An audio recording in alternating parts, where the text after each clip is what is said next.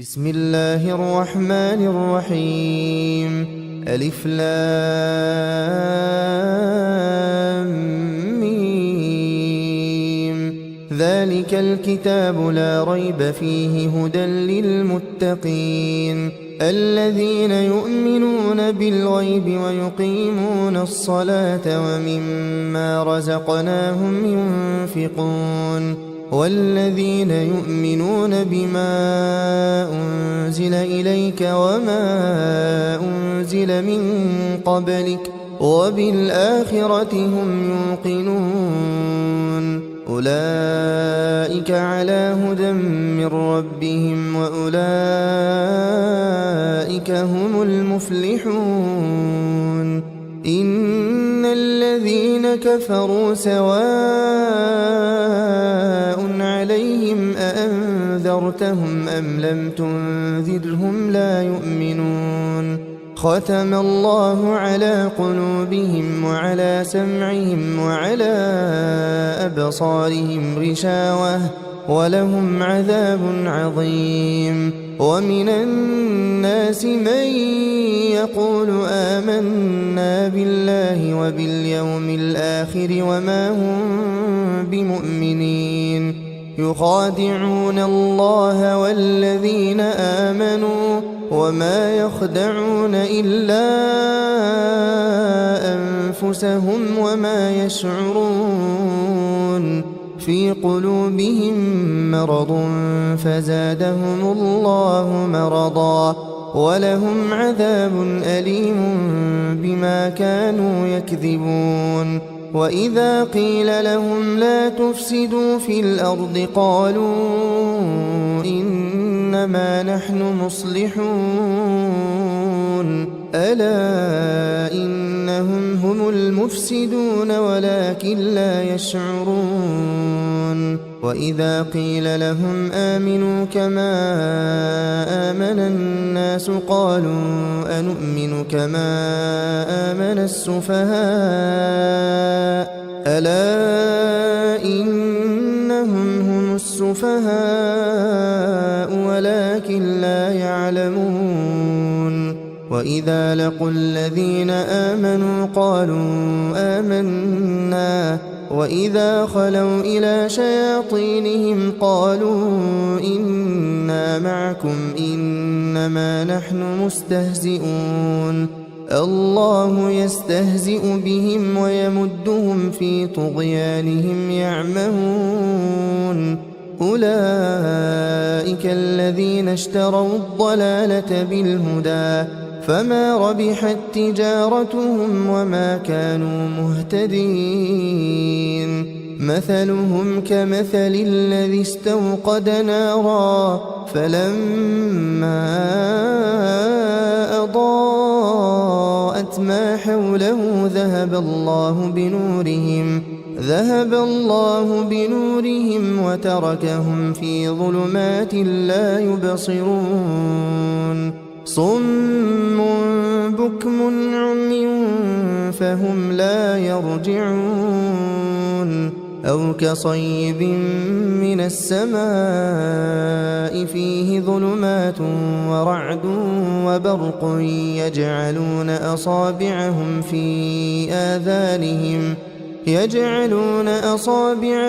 في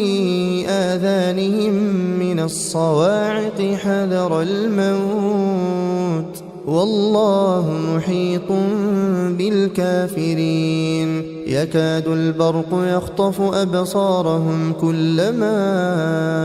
أضاء لهم مشوا فيه وإذا أظلم عليهم قاموا ولو شاء الله لذهب بسمعهم وأبصارهم إن الله على كل شيء قدير. يا أيها الناس اعبدوا ربكم الذي خلقكم والذين من قبلكم لعلكم تتقون. الذي جعل لكم الأرض فراشا والسماء بناء وأنزل من السماء فأخرج به من الثمرات رزقا لكم فلا تجعلوا لله أندادا وأنتم تعلمون وإن كنتم في ريب مما نزلنا على عبدنا فأتوا بسورة من مثله وادعوا شهداءكم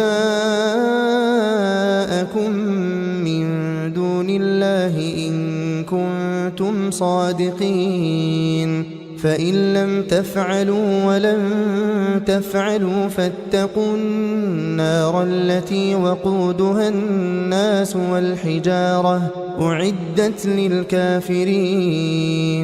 وبشر الذين آمنوا وعملوا الصالحات أن لهم جنات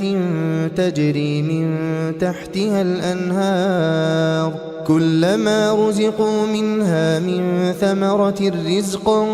قالوا هذا الذي رزقنا من قبل وأتوا به متشابها ولهم فيها أزواج مطهرة وهم فيها خالدون إن الله لا يستحيي أن يضرب مثلا ما بعوضة فما فوقها فأما الذين آمنوا فيعلمون أنه الحق من ربهم وأما الذين كفروا فيقولون ماذا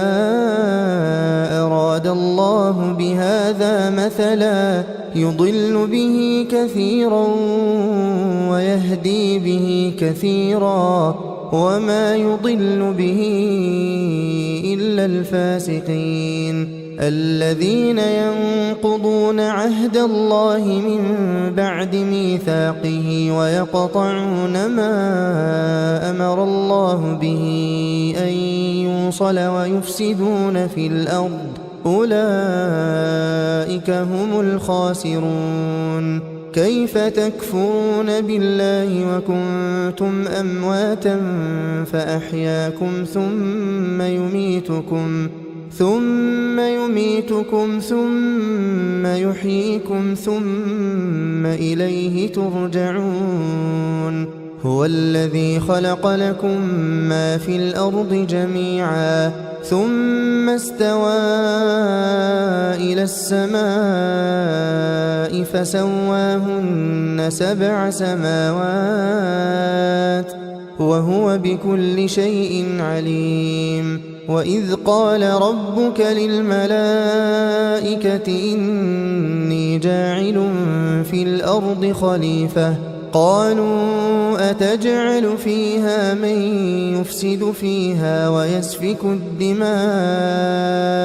ونحن نسبح بحمدك ونقدس لك قال إني أعلم ما لا تعلمون وعلم آدم الأسماء كلها ثم عرضهم على الملائكة فقال أنبئوني بأسماء هؤلاء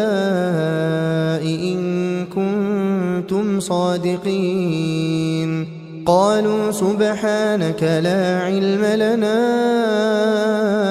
إلا ما علمتنا إنك أنت العليم الحكيم قال يا آدم أنبئهم بأسمائهم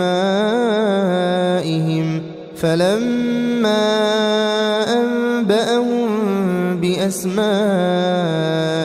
قال ألم أقل لكم إني أعلم غيب السماوات والأرض وأعلم ما تبدون وما كنتم تكتمون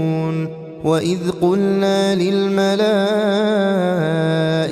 اسجدوا لآدم فسجدوا إلا إبليس أبى واستكبر وكان من الكافرين وقلنا يا آدم اسكن أنت وزوجك الجنة وكلا منها رغدا حيث شئتما ولا تقربا هذه الشجرة فتكونا من الظالمين فأزلهما الشيطان عنها فأخرجهما مما كانا فيه وقلنا اهبطوا بعضكم لبعض عدو ولكم في الأرض مستقر ومتاع إلى حين فتلقى آدم من ربه كلمات فتاب عليه إنه هو التواب الرحيم قلنا اهبطوا منها جميعا فإما يأتينكم مني هدى فمن تبع هداي فلا خوف عليهم ولا هم يحزنون والذين كفروا وكذبوا بآياتنا أولئك أصحاب النار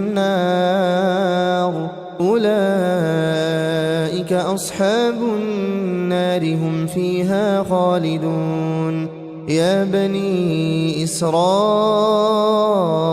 اذكروا نعمتي التي أنعمت عليكم وأوفوا بعهدي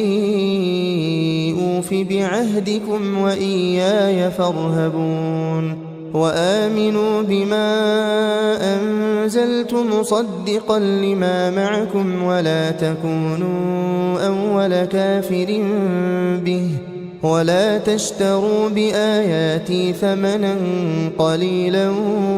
وإياي فاتقون ولا تلبسوا الحق بالباطل وتكتموا الحق وأنتم تعلمون وأقيموا الصلاة وآتوا الزكاة واركعوا مع الراكعين أتأمرون الناس بالبر وتنسون أنفسكم وأنتم تتلون الكتاب أفلا تعقلون واستعينوا بالصبر والصلاة وإنها لكبيرة إلا على الخاشعين الذين يظنون أنهم ملاقو ربهم وأنهم إليه راجعون يا بني إسرائيل اذكروا نعمتي التي أنعمت عليكم وأني فضلتكم على العالمين واتقوا يوما لا تجزي نفس عن نفس شيئا ولا يقبل منها شفاعة ولا يؤخذ منها عدل ولا هم ينصرون وإذ نجيناكم من آل فرعون يسومونكم سوء العذاب يذبحون أبناءكم ويستحيون نساءكم وفي ذلكم بلاء من ربكم عظيم وإذ فرقنا بكم البحر فأنجيناكم وأغرقنا آل فرعون وأنتم تنظرون وإذ واعدنا موسى 40 ليلة ثم اتخذتم العجل من بعده وأنتم ظالمون ثم عفونا عنكم من بعد ذلك لعلكم تشكرون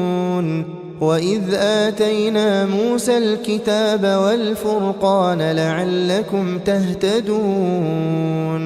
وإذ قال موسى لقومه يا قوم إنكم ظلمتم أنفسكم باتخاذكم العجل فتوبوا إلى بارئكم فاقتلوا أنفسكم ذلكم خير لكم عند بارئكم فتاب عليكم إنه هو التواب الرحيم وإذ قلتم يا موسى لن نؤمن لك حتى نرى الله جهرة فأخذتكم الصاعقة وأنتم تنظرون ثم بعثناكم من بعد موتكم لعلكم تشكرون وظللنا عليكم الغمام وأنزلنا عليكم المن والسلوى كلوا من طيبات ما رزقناكم وما ظلمونا ولكن كانوا أنفسهم يظلمون وإذ قلنا ادخلوا هذه القرية فكلوا منها حيث شئتم رغدا وادخلوا الباب سجدا وقولوا حطة نغفر لكم خطاياكم وسنزيد المحسنين فبدل الذين ظلموا قولا غير الذي قيل لهم فأنزلنا على الذين ظلموا رجزا من السماء بما كانوا يفسقون وإذ استسقى موسى لقومه فقلنا اضرب بعصاك الحجر فانفجرت منه 12 عينا قد علم كل أناس مشربهم كلوا واشربوا من رزق الله ولا تعثوا في الأرض مفسدين وإذ قلتم يا موسى لن نصبر على طعام واحد فادع لنا ربك يخرج لنا مما تنبت الأرض من بقلها وقثائها وفومها وعدسها وبصلها قال أتستبدلون الذي هو أدنى بالذي هو خير اهبطوا مصرا فإن لكم ما سألتم وضربت عليهم الذلة والمسكنة وباءوا بغضب من الله ذلك بأنهم كانوا يكفرون بآيات الله ويقتلون النبيين بغير الحق ذلك بما عصوا وكانوا يعتدون إن الذين آمنوا والذين هادوا والنصارى والصابئين من آمن بالله واليوم الآخر وعمل صالحا فلهم أجرهم عند ربهم ولا خوف عليهم ولا هم يحزنون وإذ أخذنا ميثاقكم ورفعنا فوقكم الطور خذوا ما آتيناكم بقوة واذكروا ما فيه لعلكم تتقون ثم توليتم من بعد ذلك فلولا فضل الله عليكم ورحمته لكنتم من الخاسرين ولقد علمتم الذين اعتدوا منكم في السبت فقلنا لهم كونوا قردة خاسئين فجعلناها نكالا لما بين يديها وما خلفها وموعظة للمتقين وإذ قال موسى لقومه إن الله يأمركم أن تذبحوا بقرة قالوا أتتخذنا هزوا قال أعوذ بالله أن أكون من الجاهلين قالوا ادع لنا ربك يبين لنا ما هي قال إنه يقول إنها بقرة لا فارض ولا بكر عوان بين ذلك فافعلوا ما تؤمرون قالوا ادع لنا ربك يبين لنا ما لونها قال إنه يقول إنها بقرة صفراء فاقع لونها تسر الناظرين قالوا ادع لنا ربك يبين لنا ما هي إن البقرة شابه علينا وإنا إن شاء الله لمهتدون قال إنه يقول إنها بقرة لا ذلول تثير الأرض ولا تسقي الحرث مسلمة لا شية فيها قالوا الآن جئت بالحق فذبحوها وما كادوا يفعلون وإذ قتلتم نفسا فادارأتم فيها والله مخرج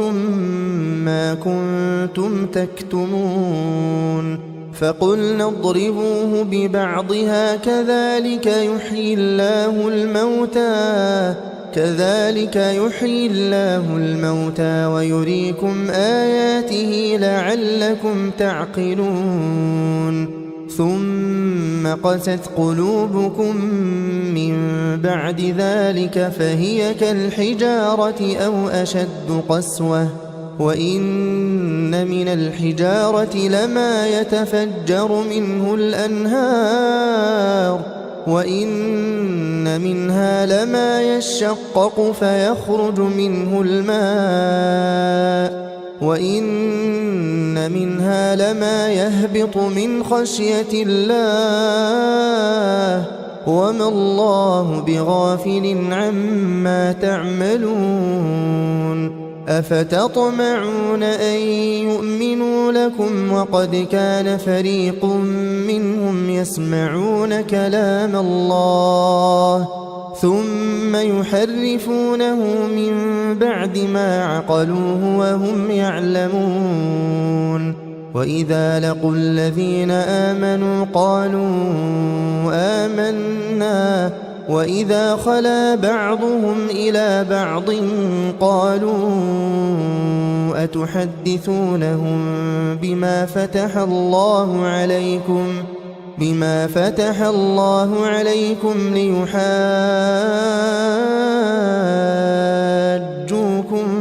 به عند ربكم أفلا تعقلون أولا يعلمون أن الله يعلم ما يسرون وما يعلنون ومنهم أميون لا يعلمون الكتاب إلا أماني وإن هم إلا يظنون فويل للذين يكتبون الكتاب بأيديهم ثم يقولون هذا من عند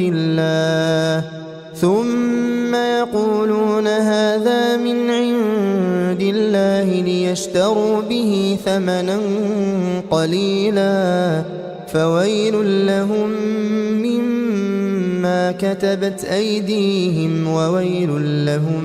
مما يكسبون وقالوا لن تمسنا النار إلا أياما معدودة قل أتخذتم عند الله عهدا فلن يخلف الله عهده أم تقولون على الله ما لا تعلمون بلى من كسب سيئة وأحاطت به خطيئته فأولئك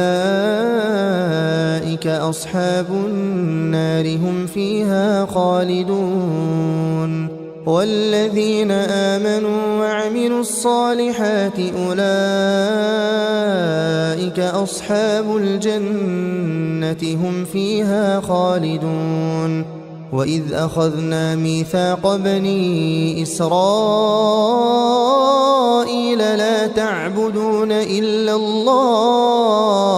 لا تعبدون إلا الله وبالوالدين إحسانا وذي القربى واليتامى والمساكين وقولوا للناس حسنا وأقيموا الصلاة وآتوا الزكاة ثم توليتم إلا قليلا منكم وأنتم معرضون وإذ أخذنا ميثاقكم لا تسفكون دماءكم ولا تخرجون أنفسكم من دياركم ثم أقررتم وأنتم تشهدون ثم أنتم هؤلاء تقتلون أنفسكم وتخرجون فريقا منكم من ديارهم تظاهرون عليهم بالإثم والعدوان وإن يأتوكم أسارى تفادوهم وهو محرم عليكم إخراجهم أفتؤمنون ببعض الكتاب وتكفرون ببعض فما جزاء من يفعل ذلك منكم إلا خزي في الحياة الدنيا ويوم القيامة يردون إلى أشد العذاب وما الله بغافل عما تعملون أولئك الذين اشتروا الحياة الدنيا بالآخرة فلا يخفف عنهم العذاب ولا هم ينصرون ولقد آتينا موسى الكتاب وقفينا من بعده بالرسل وآتينا عيسى ابن مريم البينات وأيدناه بروح القدس أفكلما جاءكم رسول بما لا تهوى أنفسكم استكبرتم ففريقا كذبتم وفريقا تقتلون وقالوا قلوبنا غلف بل لعنهم الله بكفرهم فقليلا ما يؤمنون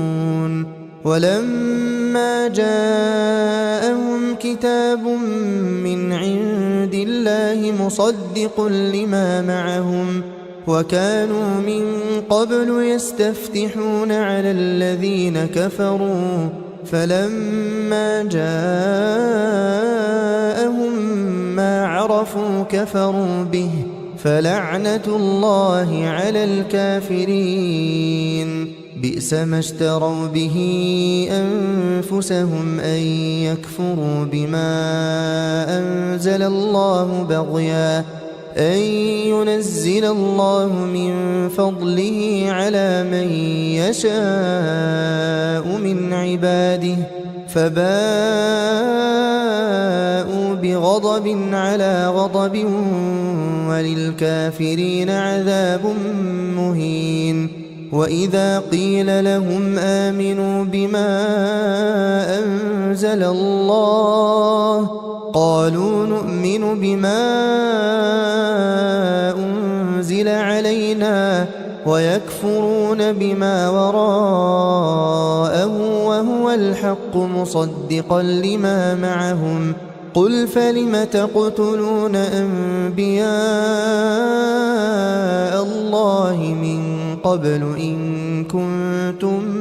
مؤمنين ولقد جاءكم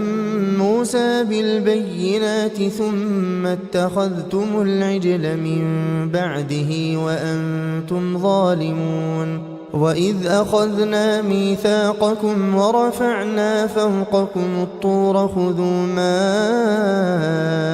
آتيناكم بقوة واسمعوا قالوا سمعنا وعصينا وأشربوا في قلوبهم العجل بكفرهم قل بئس ما يأمركم به إيمانكم إن كنتم مؤمنين قل إن كانت لكم الدار الآخرة عند الله خالصة من دون الناس فتمنوا الموت إن كنتم صادقين ولن يتمنوه أبدا بما قدمت أيديهم والله عليم بالظالمين ولتجدنهم أحرص الناس على حياة ومن الذين أشركوا يود أحدهم لو يعمر 1000 سنة وما هو بمزحزحه من العذاب أن يعمر والله بصير بما يعملون قل من كان عدوا لجبريل فإنه نزله على قلبك بإذن الله مصدقا لما بين يديه وهدى وبشرى للمؤمنين من كان عدوا لله وملائكته ورسله وجبريل وميكال فإن الله عدو للكافرين ولقد أنزلنا إليك آيات بينات وما يكفر بها إلا الفاسقون أوكلما عاهدوا عهدا نبذه فريق منهم بل أكثرهم لا يؤمنون ولما جاءهم رسول من عند الله مصدق لما معهم نبذ فريق من الذين أوتوا الكتاب كتاب الله وراء ظهورهم نبذ فريق من الذين أوتوا الكتاب كتاب الله وراء ظهورهم كأنهم لا يعلمون واتبعوا ما تتلو الشياطين على ملك سليمان وما كفر سليمان ولكن الشياطين كفروا يعلمون الناس السحر وما أنزل على الملكين ببابل هاروت وماروت وما يعلمان من أحد حتى يقولا إنما نحن فتنة فلا تكفر فيتعلمون منهما ما يفرقون به بين المرء وزوجه وما هم بضارين به من أحد إلا بإذن الله ويتعلمون ما يضرهم ولا ينفعهم ولقد علموا لمن اشتراه ما له في الآخرة من خلاق ولبئس ما شروا به أنفسهم لو كانوا يعلمون ولو أنهم آمنوا واتقوا لمثوبة من عند الله خير لو كانوا يعلمون يا أيها الذين آمنوا لا تقولوا راعنا وقولوا انظرنا واسمعوا وللكافرين عذاب أليم ما يود الذين كفروا من أهل الكتاب ولا المشركين أن ينزل عليكم من خير من ربكم والله يختص برحمته من يشاء والله ذو الفضل العظيم ما ننسخ من آية أو ننسها نأت بخير منها أو مثلها ألم تعلم أن الله على كل شيء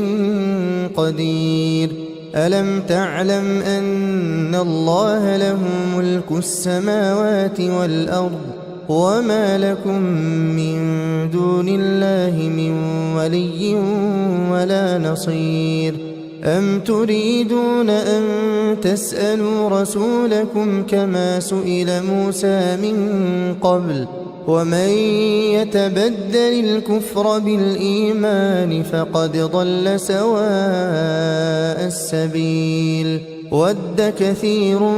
من أهل الكتاب لو يردونكم من بعد إيمانكم كفارا حسدا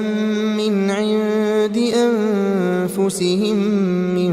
بعد ما تبين لهم الحق فاعفوا واصفحوا حتى يأتي الله بأمره إن الله على كل شيء قدير وأقيموا الصلاة وآتوا الزكاة وما تقدموا لأنفسكم من خير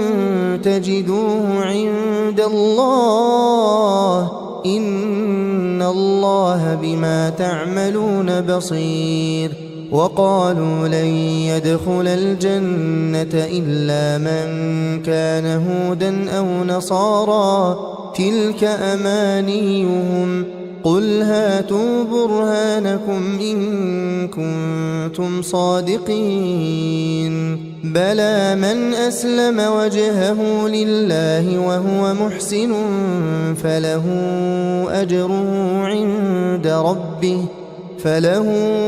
أجره عند ربه ولا خوف عليهم ولا هم يحزنون وقالت اليهود ليست النصارى على شيء وقالت النصارى ليست اليهود على شيء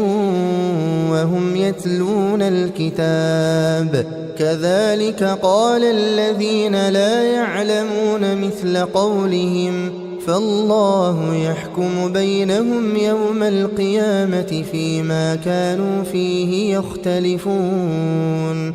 ومن أظلم ممن منع مساجد الله أن يذكر فيها اسمه وسعى في خرابها أولئك ما كان لهم أن يدخلوها إلا خائفين لهم في الدنيا خزي ولهم في الآخرة عذاب عظيم ولله المشرق والمغرب فأينما تولوا فثم وجه الله إن الله واسع عليم وقالوا اتخذ الله ولدا سبحانه بل له ما في السماوات والأرض كل له قانتون بديع السماوات والأرض وإذا قضى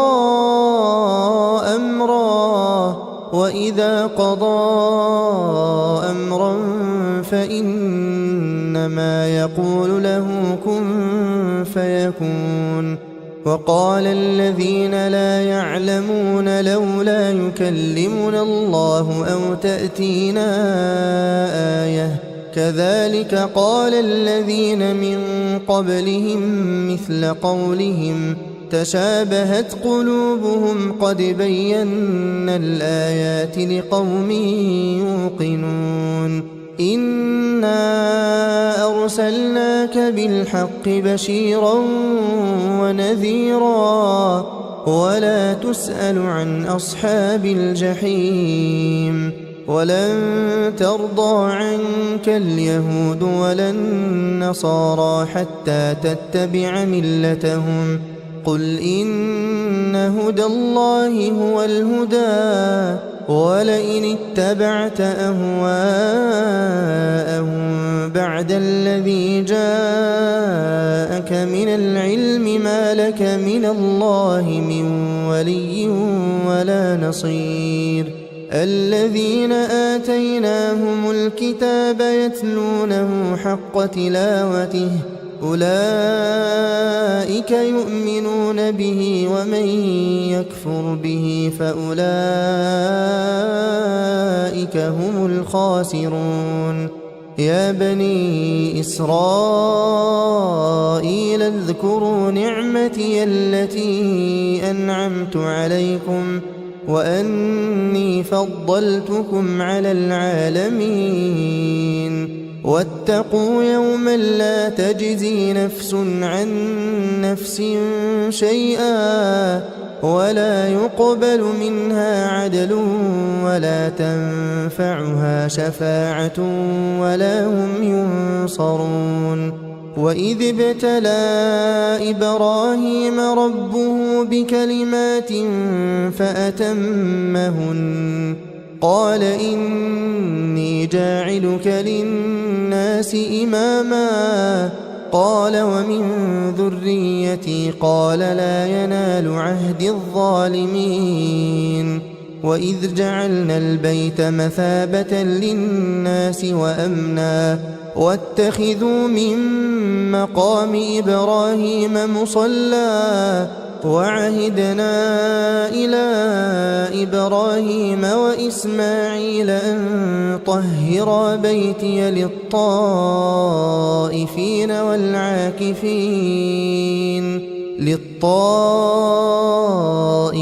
والعاكفين والركع السجود وإذ قال إبراهيم رب اجعل هذا بلدا آمنا وارزق أهله من الثمرات من آمن منهم بالله واليوم الآخر قال ومن كفر فأمتعه قليلا ثم أضطره إلى عذاب النار وبئس المصير وإذ يرفع إبراهيم القواعد من البيت وإسماعيل ربنا تقبل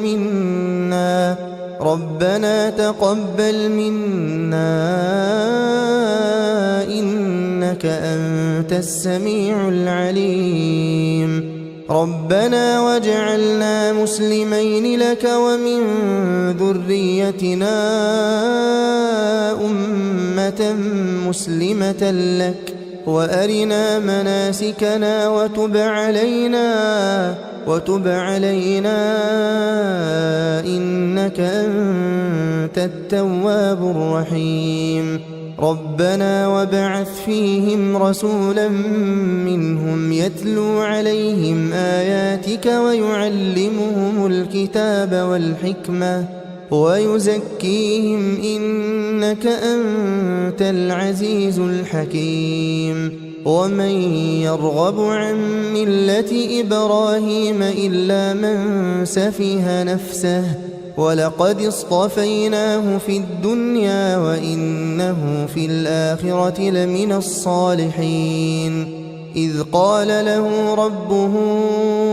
أسلم قال أسلمت لرب العالمين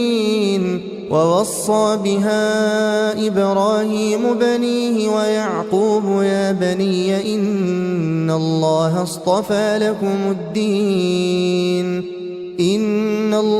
اصطفى لكم الدين فلا تموتن إلا وأنتم مسلمون أم كنتم شهداء إذ حضر يعقوب الموت إذ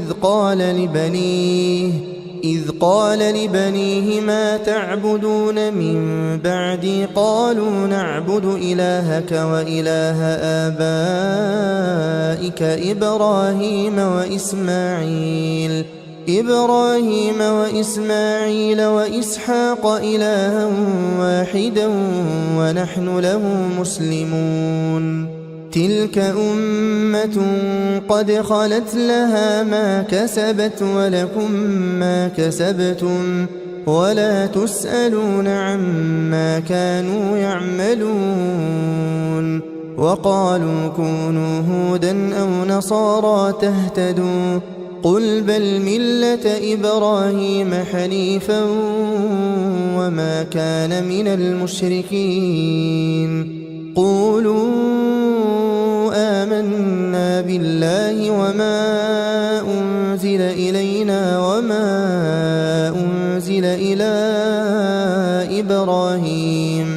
وما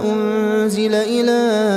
إبراهيم وإسماعيل وإسحاق ويعقوب والأسباط وما أوتي موسى وعيسى وما أوتي النبيون من ربهم لا نفرق بين أحد منهم ونحن له مسلمون فإن آمنوا بمثل ما آمنتم به فقد اهتدوا وإن تولوا فإنما هم في شقاق فسيكفيكهم الله وهو السميع العليم صبغة الله ومن أحسن من الله صبغة ونحن له عابدون قل أتحاجوننا في الله وهو ربنا وربكم ولنا أعمالنا ولكم أعمالكم ونحن له مخلصون أم تقولون إن إبراهيم وإسماعيل وإسحاق ويعقوب والأسباط كانوا هودا أو نصارى قل أأنتم أعلم أم الله ومن أظلم ممن كتم شهادة عنده من الله وما الله بغافل عما تعملون تلك أمة قد خلت لها ما كسبت ولكم ما كسبتم ولا تسألون عما كانوا يعملون سيقول السفهاء من الناس ما ولاهم عن قبلتهم التي كانوا عليها قل لله المشرق والمغرب يهدي من يشاء إلى صراط مستقيم وكذلك جعلناكم أمة وسطا لتكونوا شهداء على الناس ويكون الرسول عليكم شهيدا وما جعلنا القبلة التي كنت عليها إلا لنعلم من يتبع الرسول ممن ينقلب على عقبيه وإن كانت لكبيرة إلا على الذين هدى الله وما كان الله ليضيع إيمانكم إن الله بالناس لرؤوف رحيم قد نرى تقلب وجهك في السماء فلنولينك قبلة ترضاها فول وجهك شطر المسجد الحرام وحيث ما كنتم فولوا وجوهكم شطره وإن الذين أوتوا الكتاب ليعلمون أنه الحق من ربهم وما الله بغافل عما يعملون ولئن أتيت الذين أوتوا الكتاب بكل آية ما تبعوا قبلتك وما أنت بتابع قبلتهم وما بعضهم بتابع قبلة بعض ولئن اتبعت أهواءهم من بعد ما جاءك من العلم إنك إذا لمن الظالمين الذين آتيناهم الكتاب يعرفونه كما يعرفون أبناءهم وإن فريقا منهم ليكتمون الحق وهم يعلمون الحق من ربك فلا تكونن من الممترين ولكل وجهة هو موليها فاستبقوا الخيرات أينما تكونوا يأت بكم الله جميعا إن الله على كل شيء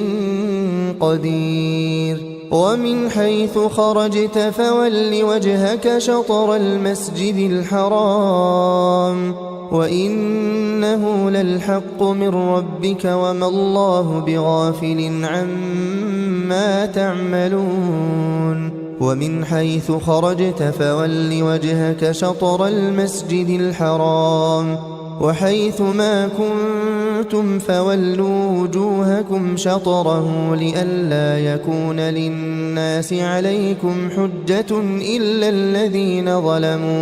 إلا الذين ظلموا منهم فلا تخشوهم واخشوني ولأتم نعمتي عليكم ولعلكم تهتدون كما أرسلنا فيكم رسولا منكم يتلو عليكم آياتنا ويزكيكم ويعلمكم الكتاب والحكمة ويعلمكم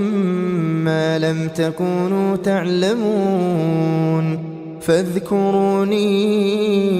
أذكركم واشكروا لي ولا تكفرون يا أيها الذين آمنوا استعينوا بالصبر والصلاة إن الله مع الصابرين ولا تقولوا لمن يقتل في سبيل الله أموات بل أحياء ولكن لا تشعرون ولنبلونكم بشيء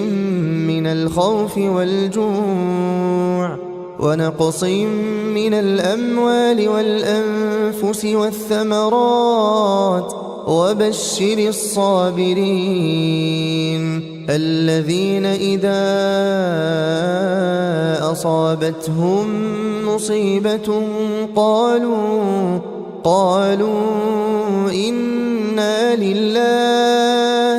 إنا لله وإنا إليه راجعون أولئك عليهم صلوات من ربهم ورحمة وأولئك هم المهتدون إن الصفا والمروة من شعائر الله فمن حج البيت أو اعتمر فلا جناح عليه أن يطوف بهما ومن تطوع خيرا فإن الله شاكر عليم إن الذين يكتمون ما أنزلنا من البينات والهدى من بعد ما بيناه للناس في الكتاب أولئك يلعنهم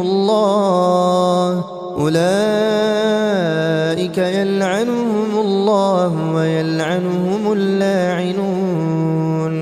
إلا الذين تابوا وأصلحوا وبينوا فأولئك أتوب عليهم وأنا التواب الرحيم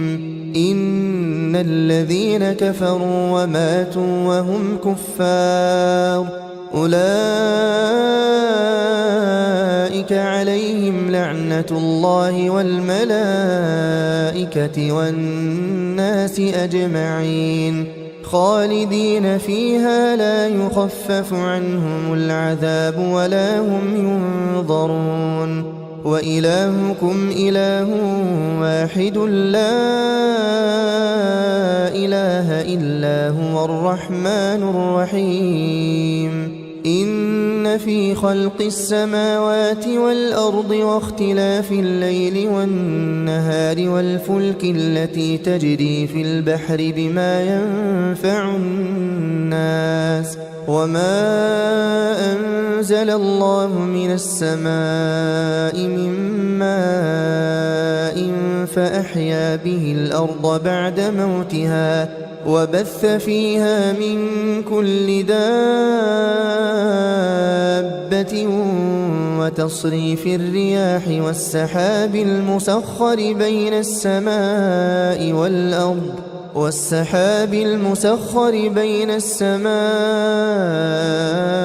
والأرض لآيات لقوم يعقلون ومن الناس من يتخذ من دون الله أندادا يحبونهم كحب الله والذين آمنوا أشد حبا لله ولو يرى الذين ظلموا إذ يرون العذاب أن القوة لله جميعا وأن الله شديد العذاب إذ تبرأ الذين اتبعوا من الذين اتبعوا ورأوا العذاب وتقطعت بهم الأسباب وقال الذين اتبعوا لو أن لنا كرة فنتبرأ منهم كما تبرأوا منا كذلك يريهم الله أعمالهم حسرات عليهم وما هم بخارجين من النار يا أيها الناس كلوا مما في الأرض حلالا طيبا ولا تتبعوا خطوات الشيطان إنه لكم عدو مبين إنما يأمركم بالسوء والفحشاء وأن تقولوا على الله ما لا تعلمون وإذا قيل لهم اتبعوا ما أنزل الله قالوا بل نتبع ما ألفينا عليه آباءنا أولو كان آباؤهم لا يعقلون شيئا ولا يهتدون ومثل الذين كفروا كمثل الذي ينعق بما لا يسمع إلا دعاء ونداء صم بكم عمي فهم لا يعقلون يا أيها الذين آمنوا كلوا من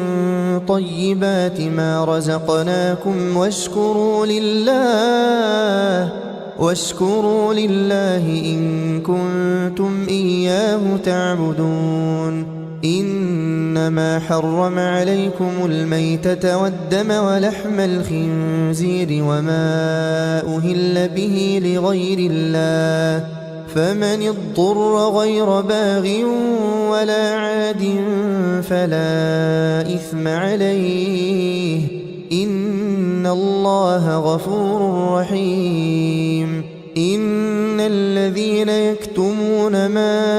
أنزل الله من الكتاب ويشترون به ثمنا قليلا أولئك ما يأكلون في بطونهم إلا النار ولا يكلمهم الله يوم القيامة ولا يزكيهم ولهم عذاب أليم أولئك الذين اشتروا الضلالة بالهدى والعذاب بالمغفرة فما أصبرهم على النار ذلك بأن الله نزل الكتاب بالحق وإن الذين اختلفوا في الكتاب لفي شقاق بعيد ليس البر أن تولوا وجوهكم قبل المشرق والمغرب ولكن البر من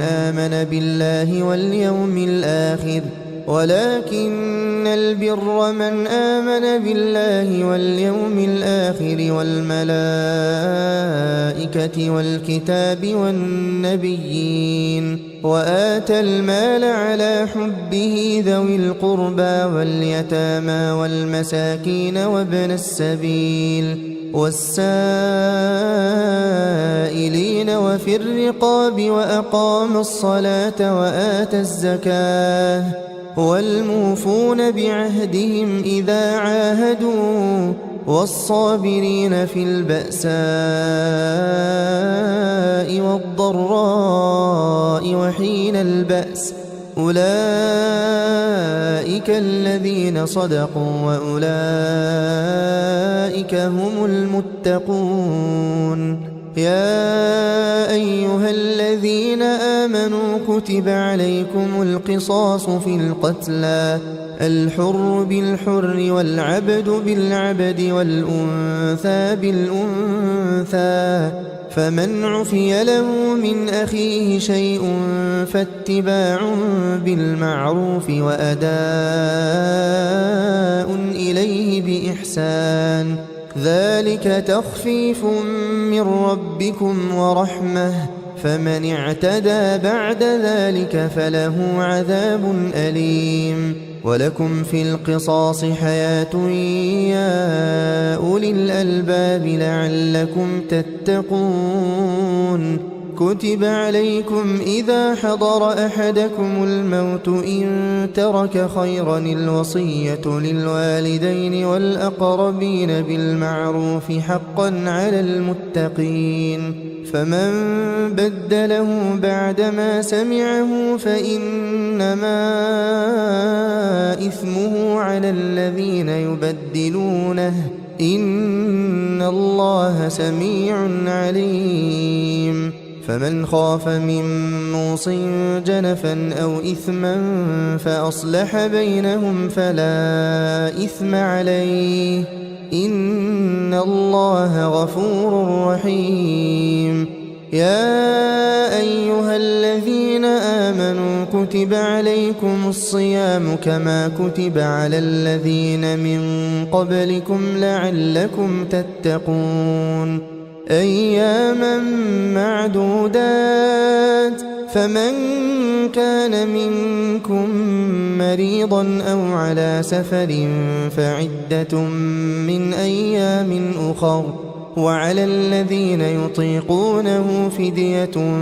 طعام مسكين فمن تطوع خيرا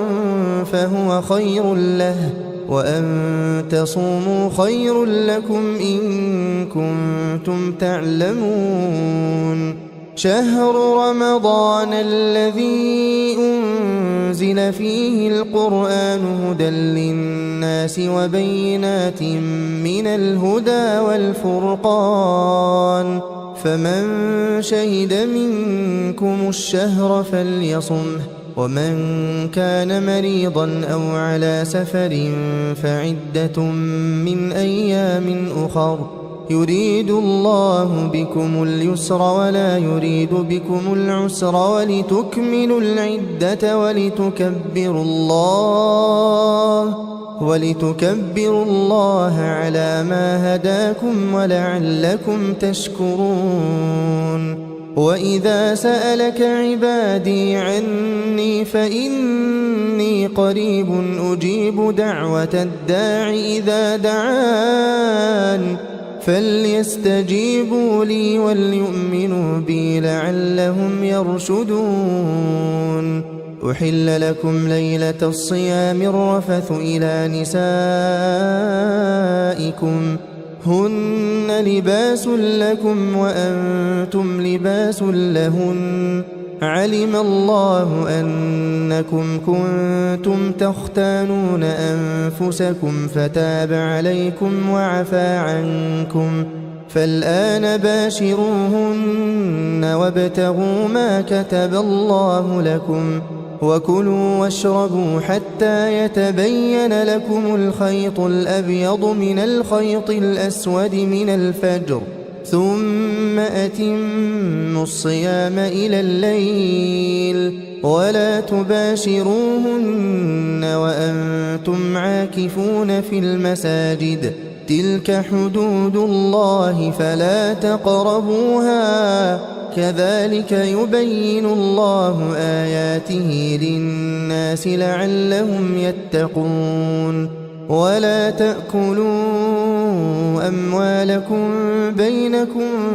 بالباطل وتدلوا بها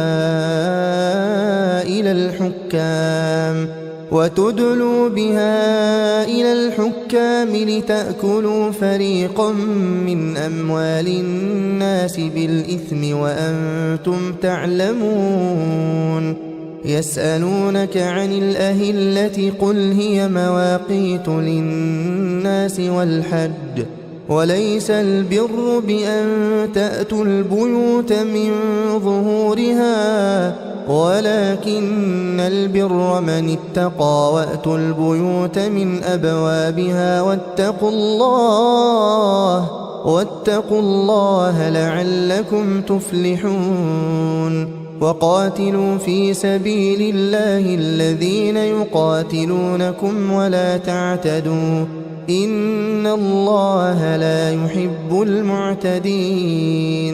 واقتلوهم حيث ثقفتموهم وأخرجوهم من حيث أخرجوكم والفتنة أشد من القتل ولا تقاتلوهم عند المسجد الحرام حتى يقاتلوكم فيه فإن قاتلوكم فاقتلوهم كذلك جزاء الكافرين فإن انتهوا فإن الله غفور رحيم وقاتلوهم حتى لا تكون فتنة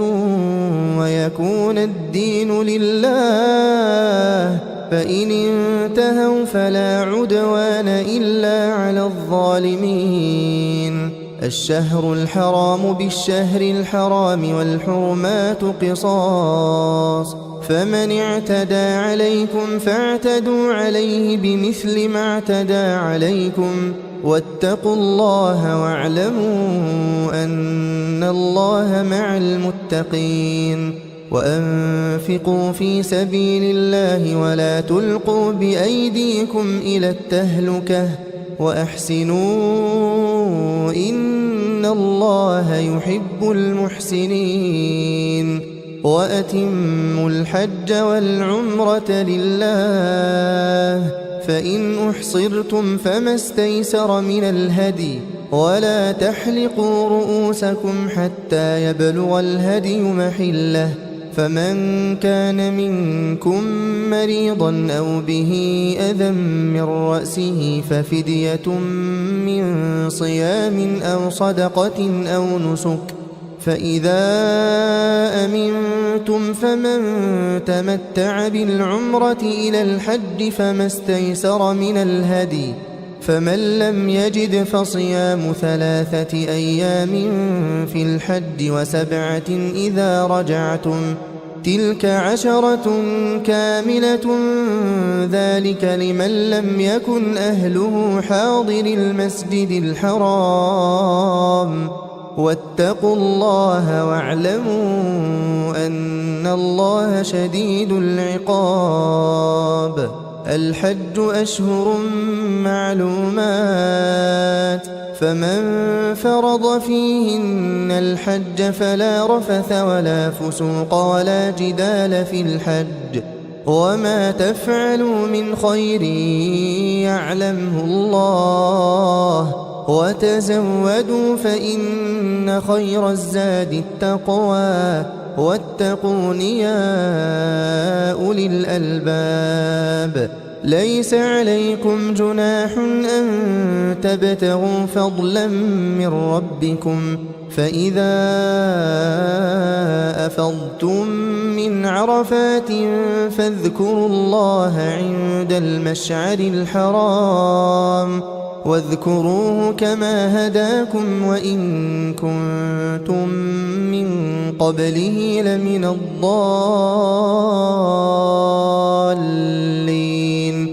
ثم أفيضوا من حيث أفاض الناس واستغفروا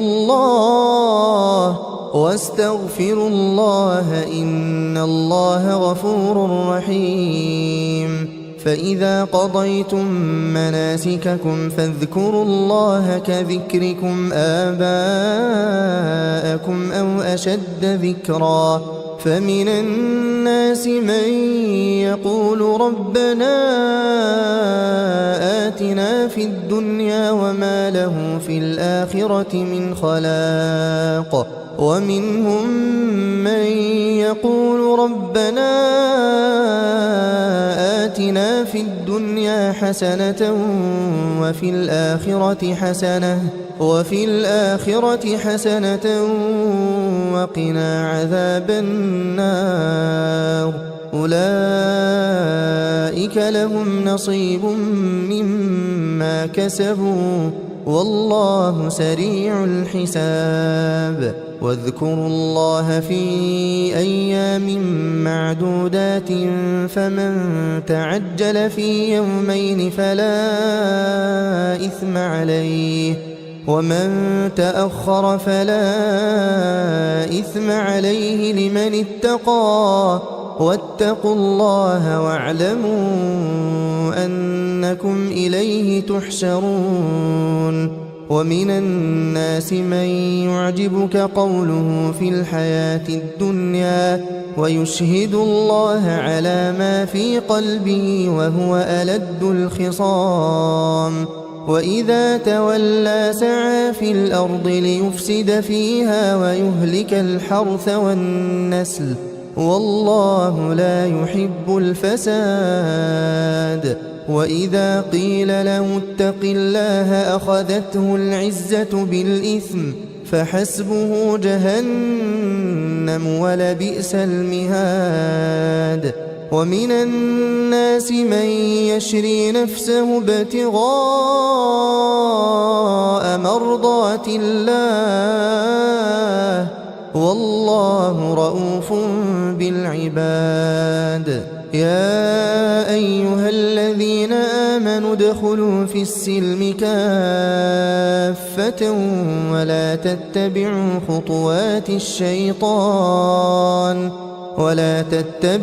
خطوات الشيطان إنه لكم عدو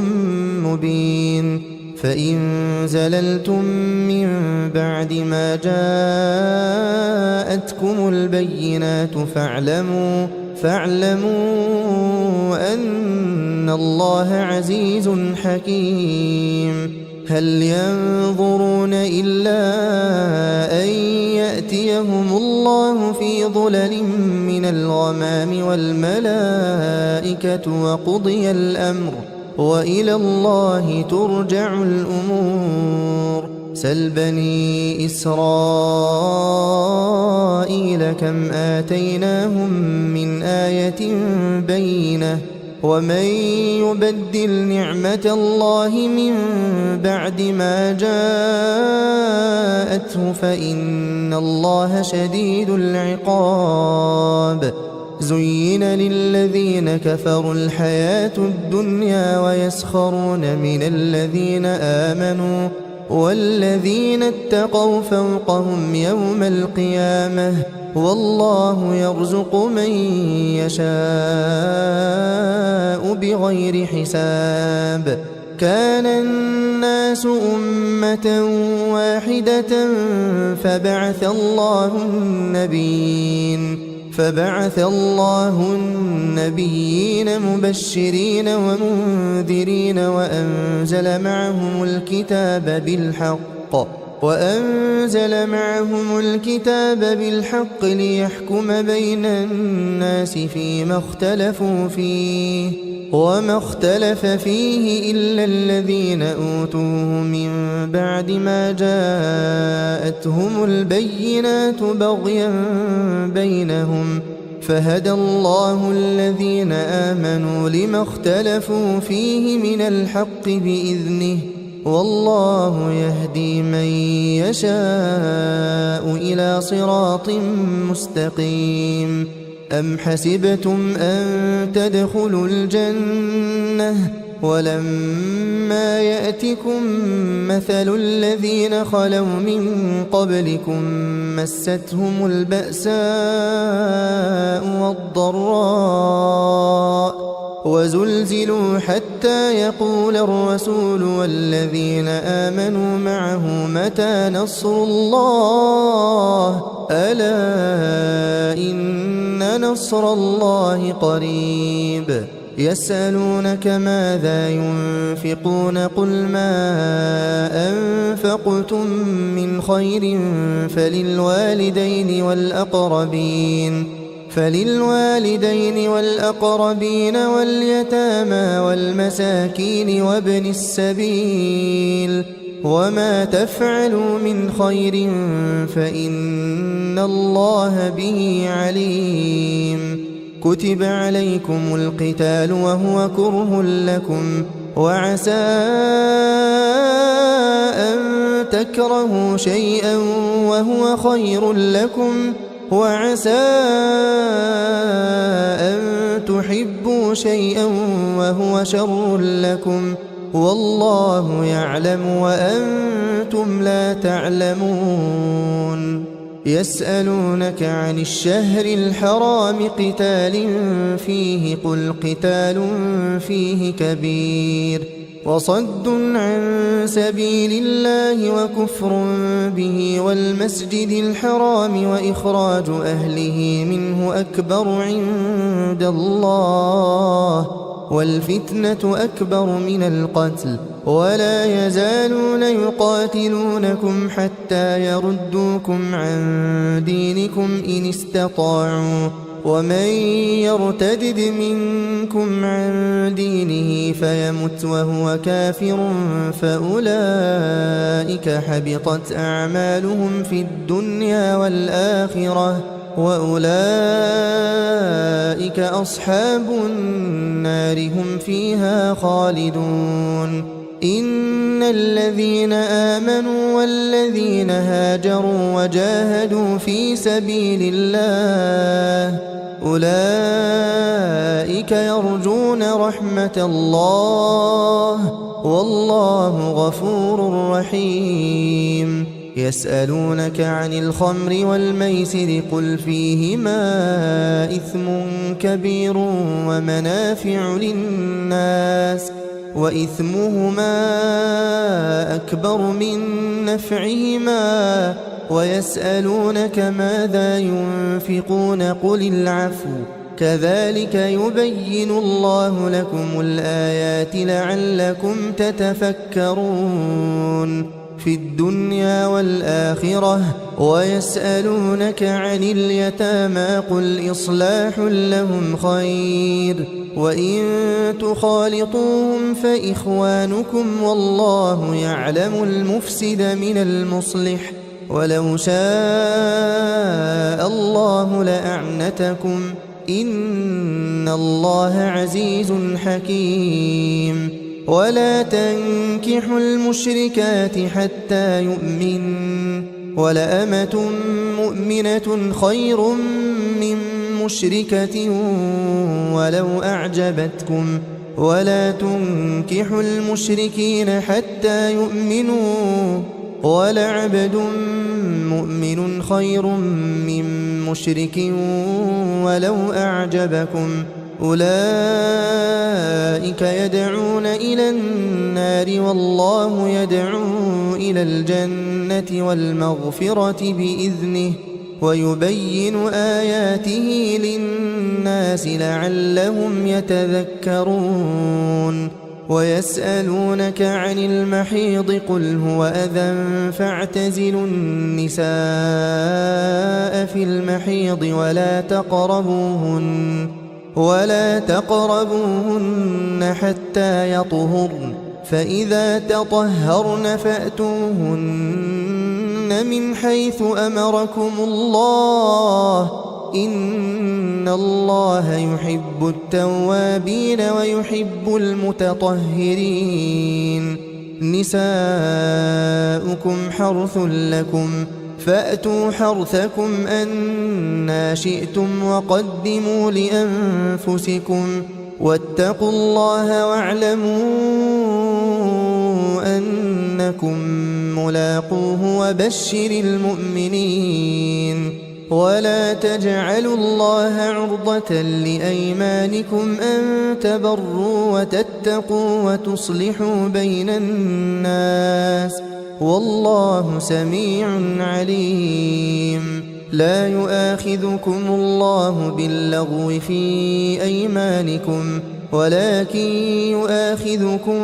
بما كسبت قلوبكم والله غفور حليم للذين يؤلون من نسائهم تربص 4 أشهر فإن فاءوا فإن الله غفور رحيم وإن عزموا الطلاق فإن الله سميع عليم والمطلقات يتربصن بأنفسهن 3 قروء ولا يحل لهن أن يكتمن ما خلق الله في أرحامهن إن كن يؤمن بالله واليوم الآخر وبعولتهن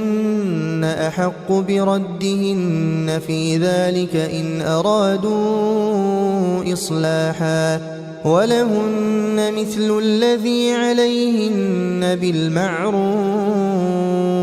وللرجال عليهن درجة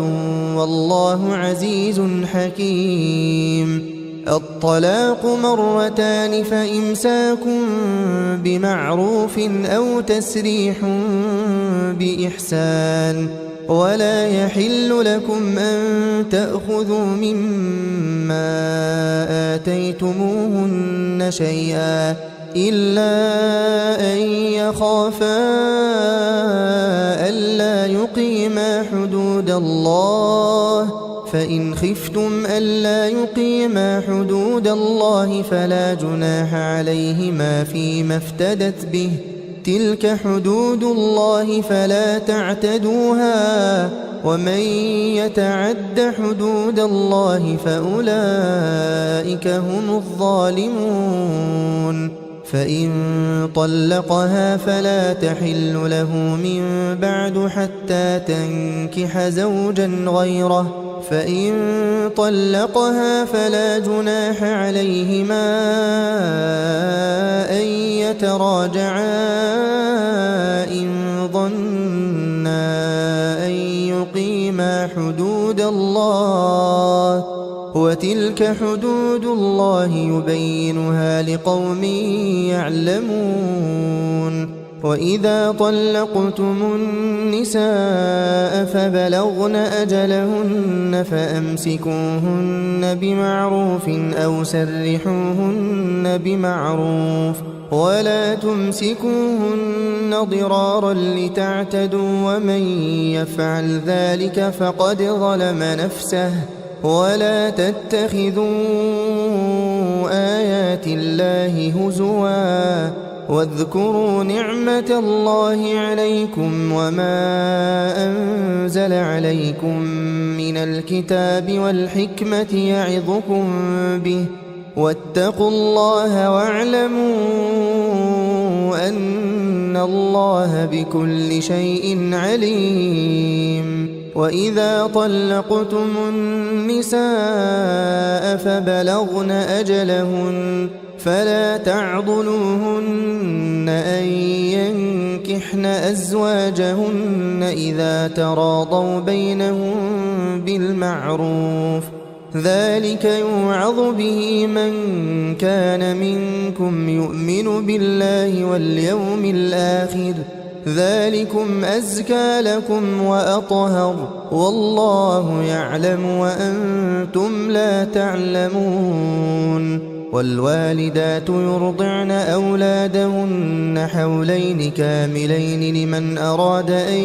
يتم الرضاعة وعلى المولود له رزقهن وكسوتهن بالمعروف لا تكلف نفس إلا وسعها لا تضار والدة بولدها ولا مولود له بولده وعلى الوارث مثل ذلك فإن أرادا فصالا عن تراض منهما وتشاور فلا جناح عليهما وإن أردتم أن تسترضعوا أولادكم فلا جناح عليكم إذا سلمتم ما آتيتم بالمعروف واتقوا الله واعلموا أن الله بما تعملون بصير والذين يتوفون منكم ويذرون أزواجا يتربصن بأنفسهن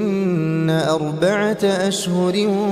وعشرا فإذا بلغن أجلهن فلا جناح عليكم فيما فعلن في أنفسهن بالمعروف والله بما تعملون خبير ولا جناح عليكم فيما عرضتم به من خطبة النساء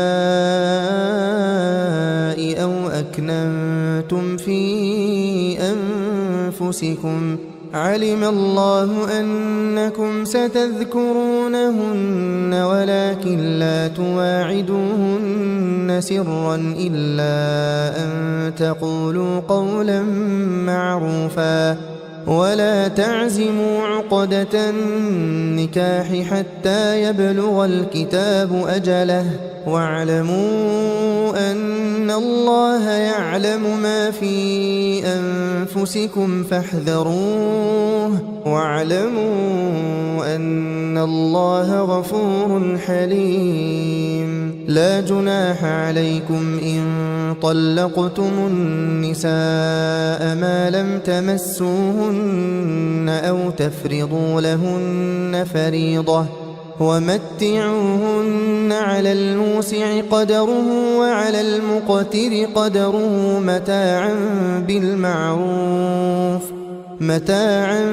بالمعروف حقا على المحسنين وإن طلقتموهن من قبل أن تمسوهن وقد فرضتم لهن فريضة فنصف ما فرضتم إلا أن يعفون أو يعفو الذي بيده عقدة النكاح وأن تعفوا أقرب للتقوى ولا تنسوا الفضل بينكم إن الله بما تعملون بصير حافظوا على الصلوات والصلاة الوسطى وقوموا لله قانتين فإن خفتم فرجالا أو ركبانا فإذا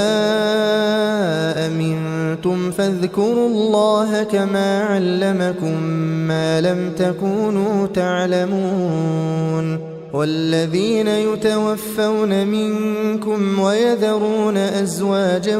وصية لأزواجهم متاعا إلى الحول غير إخراج فإن خرجن فلا جناح عليكم فيما فعلن في أنفسهن من معروف والله عزيز حكيم وللمطلقات متاع بالمعروف حقا على المتقين كذلك يبين الله لكم آياته لعلكم تعقلون ألم تر إلى الذين خرجوا من ديارهم وهم ألوف حذر الموت فقال لهم الله موتوا ثم أحياهم إن الله لذو فضل على الناس ولكن أكثر الناس لا يشكرون وقاتلوا في سبيل الله واعلموا أن الله سميع عليم من ذا الذي يقرض الله قرضا حسنا فيضاعفه له أضعافا كثيرة والله يقبض ويبسط وإليه ترجعون ألم تر إلى الملأ من بني إسرائيل من بعد موسى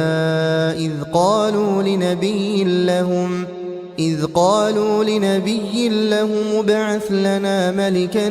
نقاتل في سبيل الله قال هل عسيتم إن كتب عليكم القتال ألا تقاتلوا قالوا وما لنا ألا نقاتل في سبيل الله وقد أخرجنا من ديارنا وأبنائنا فلما كتب عليهم القتال تولوا إلا قليلا منهم والله عليم بالظالمين وقال لهم نبيهم إن الله قد بعث لكم طالوت ملكا قالوا أنى يكون له الملك علينا ونحن أحق بالملك منه ولم يؤت سعة من المال قال إن الله اصطفاه عليكم وزاده بسطة في العلم والجسم والله يؤتي ملكه من يشاء والله واسع عليم وقال لهم نبيهم إن آية ملكه أن يأتيكم التابوت فيه سكينة من ربكم وبقية مما ترك آل موسى وآل هارون تحمله الملائكة إن في ذلك لآية لكم إن كنتم مؤمنين فلما فصل طالوت بالجنود قال إن الله مبتليكم بنهر فمن شرب منه فليس مني ومن لم يطعمه فإنه مني إلا من اغترف غرفة بيده فشربوا منه إلا قليلا منهم فلما جاوزه هو والذين آمنوا معه قالوا لا طاقة لنا اليوم بجالوت وجنوده قال الذين يظنون أنهم ملاقو الله كم من فئة قليلة غلبت فئة كثيرة بإذن الله والله مع الصابرين ولما برزوا لجالوت وجنوده قالوا ربنا أفرغ علينا صبرا وثبت أقدامنا وانصرنا على القوم الكافرين فهزموهم بإذن الله وقتل داود جالوت وآتاه الله الملك والحكمة وعلمه مما يشاء ولولا دفع الله الناس بعضهم ببعض لفسدت الأرض ولكن الله ذو فضل على العالمين. تلك آيات الله نتلوها عليك بالحق وإنك لمن المرسلين. تلك الرسل فضلنا بعضهم على بعض منهم من كلم الله ورفع بعضهم درجات وآتينا عيسى ابن مريم البينات وأيدناه بروح القدس ولو شاء الله ما اقتتل الذين من بعدهم من بعد ما جاءتهم البينات ولكن اختلفوا فمنهم من آمن ومنهم من كفر ولو شاء الله ما اقتتلوا ولكن الله يفعل ما يريد. يا أيها الذين آمنوا أنفقوا مما رزقناكم من قبل أن يأتي يوم لا بيع فيه ولا خلة ولا شفاعة والكافرون هم الظالمون. الله لا إله إلا هو الحي القيوم لا تأخذه سنة ولا نوم له ما في السماوات وما في الأرض من ذا الذي يشفع عنده إلا بإذنه يعلم ما بين أيديهم وما خلفهم ولا يحيطون بشيء من علمه إلا بما شاء وسع كرسيه السماوات والأرض ولا يؤوده حفظهما وهو العلي العظيم. لا إكراه في الدين قد تبين الرشد من الغي فمن يكفر بالطاغوت ويؤمن بالله فقد استمسك بالعروة الوثقى لا انفصام لها والله سميع عليم. الله ولي الذين آمنوا يخرجهم من الظلمات إلى النور والذين كفروا أولياؤهم الطاغوت يخرجونهم من النور إلى الظلمات أولئك أصحاب النار هم فيها خالدون. ألم تر إلى الذي حاج إبراهيم في ربه أن آتاه الله الملك إذ قال إبراهيم ربي الذي يحيي ويميت قال أنا أحيي وأميت قال إبراهيم فإن الله يأتي بالشمس من المشرق فأت بها من المغرب فبهت الذي كفر والله لا يهدي القوم الظالمين. أو كالذي مر على قرية وهي خاوية على عروشها قال أنى يحيي هذه الله بعد موتها فأماته الله 100 عام ثم بعثه قال كم لبثت قال لبثت يوما أو بعض يوم قال بل لبثت 100 عام فانظر إلى طعامك وشرابك لم يتسنه وانظر إلى حمارك ولنجعلك آية للناس وانظر إلى العظام كيف ننشزها ثم نكسوها لحما فلما تبين له قال أعلم أن الله على كل شيء قدير. وإذ قال إبراهيم رب أرني كيف تحيي الموتى قال أولم تؤمن قال بلى ولكن ليطمئن قلبي قال فخذ 4 من الطير فصرهن إليك ثم اجعل على كل جبل منهن جزءا ثم ادعهن يأتينك سعيا واعلم أن الله عزيز حكيم مثل الذين ينفقون أموالهم في سبيل الله كمثل حبة أنبتت 7 سنابل في كل سنبلة 100 حبة والله يضاعف لمن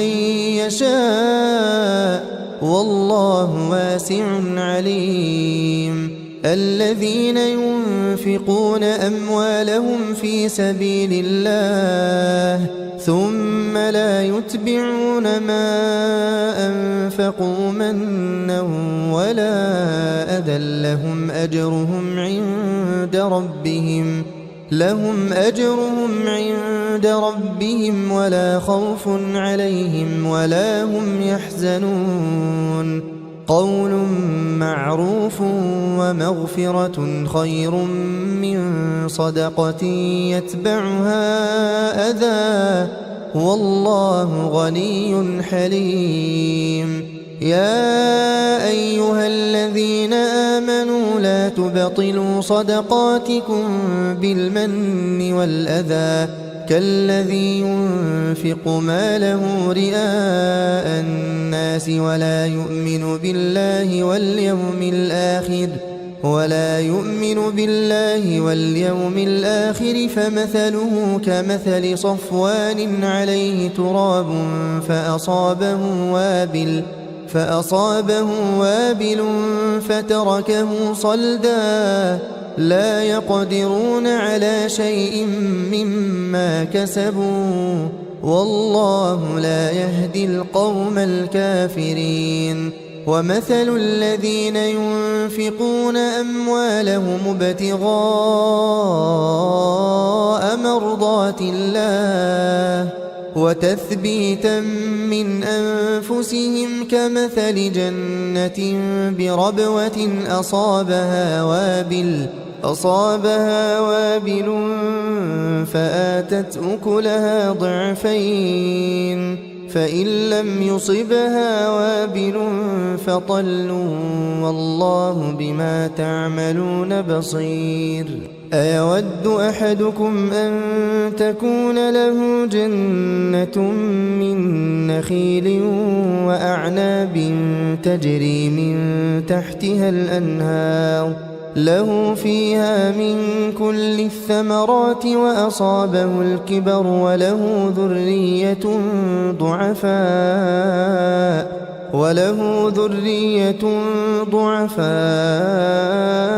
فأصابها إعصار فيه نار فاحترقت كذلك يبين الله لكم الآيات لعلكم تتفكرون يا أيها الذين آمنوا أنفقوا من طيبات ما كسبتم ومما أخرجنا لكم من الأرض ولا تيمموا الخبيث منه تنفقون ولستم بآخذيه إلا أن تغمضوا فيه واعلموا أن الله غني حميد الشيطان يعدكم الفقر ويأمركم بالفحشاء والله يعدكم مغفرة منه وفضلا والله واسع عليم يؤتي الحكمة من يشاء ومن يؤت الحكمة فقد أوتي خيرا كثيرا وما يذكر إلا أولو الألباب وما أنفقتم من نفقة أو نذرتم من نذر فإن الله يعلمه وما للظالمين من أنصار إن تبدوا الصدقات فنعما هي وإن تخفوها وتؤتوها الفقراء فهو خير لكم ويكفر عنكم من سيئاتكم والله بما تعملون خبير ليس عليك هداهم ولكن الله يهدي من يشاء وما تنفقوا من خير فلأنفسكم وما تنفقون إلا ابتغاء وجه الله وما تنفقوا من خير يوفى إليكم وأنتم لا تظلمون للفقراء الذين أحصروا في سبيل الله لا يستطيعون ضربا في الأرض يحسبهم الجاهل أغنياء من التعفف تعرفهم بسيماهم لا يسألون الناس إلحافا وما تنفقوا من خير فإن الله به عليم الذين ينفقون أموالهم بالليل والنهار سرا وعلانية فلهم أجرهم عند ربهم ولا خوف عليهم ولا هم يحزنون الذين يأكلون الربا لا يقومون إلا كما يقوم الذي يتخبطه الشيطان من المس ذلك بأنهم قالوا إنما البيع مثل الربا وأحل الله البيع وحرم الربا فمن جاءه موعظة من ربه فانتهى فله ما سلف وأمره إلى الله ومن عاد فأولئك أصحاب النار هم فيها خالدون يمحق الله الربا ويربي الصدقات والله لا يحب كل كفار أثيم إن الذين آمنوا وعملوا الصالحات وأقاموا الصلاة وآتوا الزكاة لهم أجرهم عند ربهم ولا خوف عليهم ولا هم يحزنون يا أيها الذين آمنوا اتقوا الله وذروا ما بقي من الربا إن كنتم مؤمنين فإن لم تفعلوا فأذنوا بحرب من الله ورسوله وإن تبتم فلكم رؤوس أموالكم لا تظلمون ولا تظلمون وإن كان ذو عسرة فنظرة إلى ميسرة وأن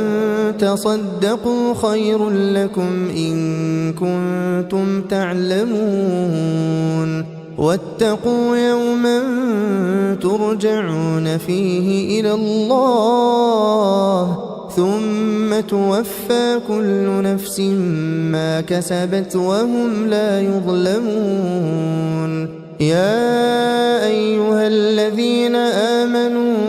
إذا تداينتم بدين إلى أجل مسمى فاكتبوه وليكتب بينكم كاتب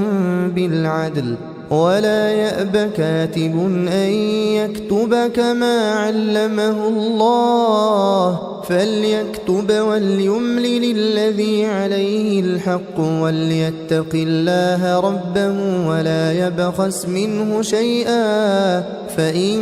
كان الذي عليه الحق سفيها أو ضعيفا أو لا يستطيع أن يمل هو فليملل وليه بالعدل، واستشهدوا شهيدين من رجالكم فإن لم يكونا رجلين فرجل